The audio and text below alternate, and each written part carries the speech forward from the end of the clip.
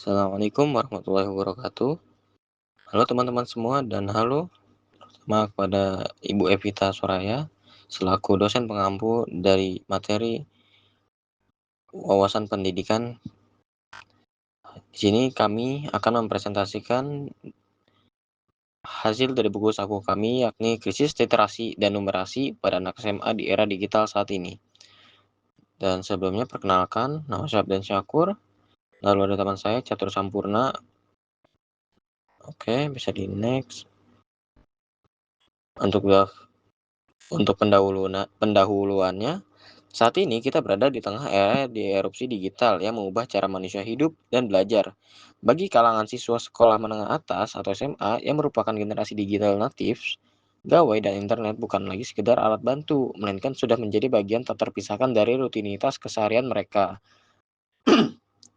Namun, kemudahan akses informasi tanpa batas ini justru memunculkan paradoks yang mengkhawatirkan, yang alih-alih meningkatkan kedalaman pemahaman kebiasaan mengonsumsi konten media sosial berdurasi pendek secara terus-menerus, membuat otak siswa beradaptasi untuk memproses informasi secara cepat, dangkal, dan terfragmentasi. Dampak paling nyata dari kondisi tersebut adalah memburuknya krisis literasi. Banyak siswa SMA yang kini kehilangan kemampuan membaca mendalam, deep reading, dan kesulitan mempertahankan konsentrasi saat dihadapkan pada teks akademis yang panjang, sehingga mereka cenderung menelan informasi instan tanpa daya kritis. Seiring dengan hal tersebut, krisis numerasi juga menjadi ancaman serius akibat tingginya ketergantungan siswa pada aplikasi penjawab soal otomatis dari kecerdasan buatan alias AI. Kemudahan mendapatkan jalan pintas ini secara perlahan menumpulkan kemampuan penalaran logis, ketekunan, dan daya analisis siswa dalam memecahkan masalah.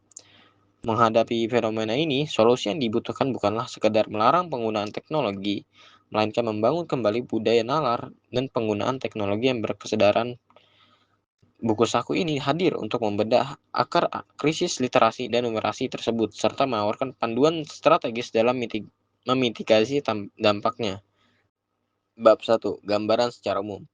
Untuk latar belakangnya, di sini kami mengambil krisis literasi dan numerasi saat ini telah menjadi isu pendidikan berskala nasional yang berada di titik persimpangan antar perkembangan pesat teknologi digital dan kesiapan sumber daya manusia. Hadirnya internet dan gawai awalnya diharapkan dapat menjadi katalisator yang mempermudah proses belajar mengajar dan memperluas wawasan siswa. Namun, berbagai temuan dan hasil asesmen pendidikan justru menunjukkan anomali, yakni kemudahan akses informasi ini berbanding terbalik dengan kemampuan nalar, kedalaman literasi, dan logika numerasi siswa di jenjang sekolah menengah atas. Di jenjang SMA, siswa berada pada tahap perkembangan kognitif operasional formal, di mana mereka sejatinya dituntut untuk mampu berpikir abstrak, menyusun hipotesis, menganalisis teks kompleks, serta memecahkan masalah kuantitatif yang terstruktur. Sayangnya, intervensi kultur digital yang didominasi oleh konten hiburan instan, media sosial, dan platform kecerdasan buatan telah mengubah pola kerja otak remaja. Mereka menjadi sangat terbiasa dengan kepuasan instan, sehingga kapasitas mereka untuk bertahan dan berkonsentrasi pada tugas-tugas akademis yang membutuhkan pemikiran mendalam mengalami penurunan yang signifikan. Melihat urgensi tersebut, fenomena krisis literasi dan numerasi ini tidak bisa dipandang sekedar sebagai masalah kemalasan belajar perseorangan, melainkan sebuah disrupsi sistematik yang dipuji oleh lingkungan digital. Oleh karena itu, diperlukan sebuah kajian yang komprehensif untuk memahami akar permasalahan dari dinamika perubahan perilaku belajar kalangan siswa SMA secara luas, guna merumuskan langkah-langkah penanganan yang adaptif dan relevan dengan tantangan zaman. Lalu di sini ada fokus penelitian. Penelitian ini memfokuskan pada analisis mendalam mengenai dinamika krisis literasi dan numerasi yang dialami oleh siswa SMA di tengah gempuran era digital. Fokus pertama mengarah pada pergeseran perilaku literasi secara spesifik, mengkaji fenomena hilangnya budaya membaca mendalam yang tergantikan oleh kebiasaan mendalam membaca melompat, serta ketidakmampuan siswa dalam membedah teks akademis yang panjang dan kompleks. Fokus kedua menyoroti krisis numerasi, yakni degradasi kemampuan logika matematika dan pemecahan masalah, problem solving, akibat tingginya tingkat ketergantungan siswa SMA terhadap aplikasi penjawab soal otomatis dan AI. Penelitian ini melihat bagaimana alat-alat digital tersebut menggeser orientasi siswa dari upaya pemahaman proses dan konsep menjadi sekadar berburu hasil akhir yang cepat. Untuk tujuan penelitian ini, secara umum, penelitian ini bertujuan untuk mendeskripsikan dan membedah anatomi krisis literasi dan numerasi yang melanda kalangan siswa SMA secara luas di era digital saat ini. Penelitian ini berupaya memotret realitas keseharian perilaku belajar siswa, interaksi mereka dengan gawai, serta dampaknya terhadap kualitas penyerapan ilmu pengetahuan di bangku sekolah menengah. Secara khusus, penelitian ini bertujuan untuk mengevaluasi dampak langsung dari konsumsi konten digital berdurasi pendek dan penggunaan instrumen kecerdasan buatan terhadap penurunan rentang perhatian, serta daya analisis siswa. Evaluasi ini penting untuk mengetahui sejauh mana teknologi digital mendistorsi kapasitas kognitif siswa dalam menyelesaikan masalah-masalah berbasis nalar. Untuk manfaatnya, secara teoritis, penelitian ini diharapkan dapat memperkaya khazanah ilmu manajemen pendidikan, psikologi kognitif, dan sosiologi pendidikan terkait adaptasi perilaku belajar remaja di era disrupsi informasi. Kajian ini memberikan kerangka teoritis baru mengenai bagaimana teori beban kognitif beroperasi pada generasi digital yang terpapar informasi instan secara terus-menerus. Secara praktis, bagi institusi pendidikan dan guru penelitian, ini memberikan landasan evaluasi dan wawasan untuk merancang ulang model penugasan, asesmen, serta pendekatan pedagogis di kelas. Pemahaman ini sangat berguna bagi guru untuk menciptakan desain pembelajaran yang berpusat pada proses pemikiran kritis dan tidak mudah direplikasi atau diakali menggunakan aplikasi kerja kecerdasan buatan alias AI. Lanjut ini ada bab 2 kajian teori utama. Yang pertama ini bisa dilihat konsep literasi dan numerasinya. Lalu yang B karakteristik belajar generasi digital. Lalu ada yang C teori beban kognitif. D ringkasan kajian teori. Lalu di bab 3 ada pendekatan dan jenis penelitian. Nah, ada sumber datanya dan ada teknik pengumpulan dan analisis data. Lanjut yang bab 4 temuan penelitian. Sini kita membahas ada fenomena krisis literasi. Yang B ada fenomena krisis numerasi, yang C ada peran teknologi digital, dan yang D ada faktor pendukung dan penghambatnya. Lalu yang E, ringkasan temuan penelitian. Baik, kesimpulannya berdasarkan penelitian mengenai krisis kemampuan literasi dan numerasi di kalangan siswa SMA di zaman digital dapat diambil kesimpulan bahwa pemanfaatan teknologi digital itu membawa dampak yang beragam. Di satu sisi, teknologi memungkinkan para siswa untuk lebih mudah mendapatkan informasi serta mengakses berbagai sumber pembelajaran.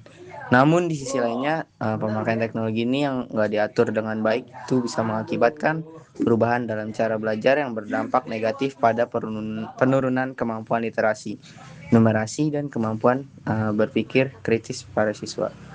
Nah, dari data penelitian menunjukkan bahwa mayoritas siswa kini lebih akrab dengan cara mendapatkan informasi secara cepat melalui media sosial, mesin pencari, serta aplikasi yang berbasis kecerdasan atau AI. Kebiasaan ini tuh mengurangi ketertarikan para siswa untuk membaca mendalam dan mendorong siswa untuk hanya mencari jawaban akhir tanpa memahami langkah berpikir atau konsep yang melatar belakanginya. Nah, situasi ini memengaruhi rendahnya kemampuan mereka dalam memahami teks, menganalisis informasi, serta menyelesaikan masalah matematika yang memerlukan pemikiran kritis. Jadi secara keseluruhan, masalah literasi dan numerasi tidak hanya dipengaruhi oleh kemajuan teknologi, melainkan juga oleh kebiasaan belajar, kondisi keluarga, dan metode pengajaran yang digunakan di sekolah. Maka dari itu, untuk meningkatkan kemampuan literasi dan numerasi, diperlukan kerjasama antara pihak sekolah, pengajar, orang tua, dan siswa agar teknologi ini bisa digunakan dengan baik dan bijaksana sebagai penunjang dalam proses belajar. Nah, selanjutnya implikasinya, jadi dari hasil penelitian ini menunjukkan bahwa untuk memperkuat literasi dan numerasi, tidak hanya diperlukan penyediaan sarana belajar, tapi juga perlu dilakukan perubahan dalam pendekatan pembelajaran yang berfokus pada pengembangan pemikiran kritis, analitis, dan keterampilan memecahkan masalah. Bagi lembaga pendidikan, temuan penelitian ini menjadi acuan untuk menilai kebijakan pemanfaatan teknologi digital dalam proses pembelajaran serta memperkuat budaya literasi melalui berbagai program yang berkelanjutan. Sementara itu, bagi pendidik, penelitian ini tuh menekankan pentingnya merancang pengalaman belajar dan penilaian yang mendorong siswa untuk memahami konsep, bukan sekedar mencari jawaban dengan memanfaatkan teknologi.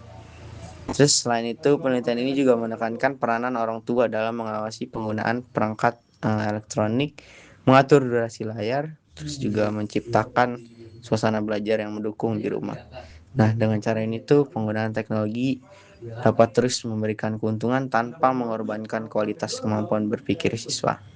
Nah, untuk rekomendasi, jadi dari hasil riset ada saran yang bisa diajukan adalah sebagai berikut. Yang pertama, untuk sekolah. Jadi sekolah itu harus mengimplementasikan program literasi dan numerasi secara konsisten melalui aktivitas membaca, berdiskusi, dan pembelajaran berbasis proyek. Membuat kebijakan penggunaan perangkat elektronik, terus juga pokoknya membuat kebijakan penggunaan perangkat elektronik yang lebih jelas selama kegiatan pembelajaran, biar teknologi yang digunakan itu sesuai dengan kebutuhan pendidikan. Terus juga menyediakan pelatihan bagi pengajar mengenai metode pembelajaran yang dapat meningkatkan kemampuan berpikir kritis dan pemecahan masalah.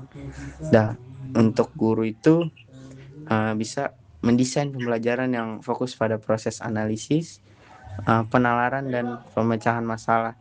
Jadi studi-studi kasus gitu bukan hanya sekedar hasil akhir. Terus juga bisa memanfaatkan teknologi AI sebagai alat bantu dalam pembelajaran, bukan sebagai pengganti proses berpikir siswa. Dan yang terakhir itu bisa memberikan tugas yang merangsang kreativitas para siswa serta kemampuan berpikir tingkat tinggi atau higher order thinking skills. Nah, untuk orang tua bisa mendampingi penggunaan gadget di rumah dengan menerapkan manage waktu layar yang seimbang, terus mendorong kebiasaan membaca dan berdiskusi bersama anak sebagai langkah untuk meningkatkan keterampilan literasinya. Terus memberikan dorongan kepada anak agar dapat menggunakan teknologi sebagai alat belajar yang bermanfaat. Dan untuk peneliti selanjutnya, peneliti itu bisa memperluas penelitian dengan cakupan sekolah yang lebih banyak biar hasilnya itu dapat memberikan gambaran kondisi literasi dan numerasi secara komprehensif. Terus juga mengeksplor efektivitas berbagai pendekatan pembelajaran berbasis teknologi yang dapat meningkatkan keterampilan literasi para siswa dan kemampuan berpikir. Nah, dengan saran tersebut tuh diharapkan upaya peningkatan literasi dan numerasi dilakukan secara terintegrasi agar siswanya itu dapat memanfaatkan kemajuan teknologi dengan bijak tanpa kehilangan keterampilan berpikir kritis, analitis, dan logis yang sangat penting untuk menghadapi tantangan di abad ke-21. Dan yang terakhir ini ada daftar pustakanya. Mungkin cukup sekian dari kelompok kami, kurang lebih mohon maaf. Wassalamualaikum warahmatullahi wabarakatuh.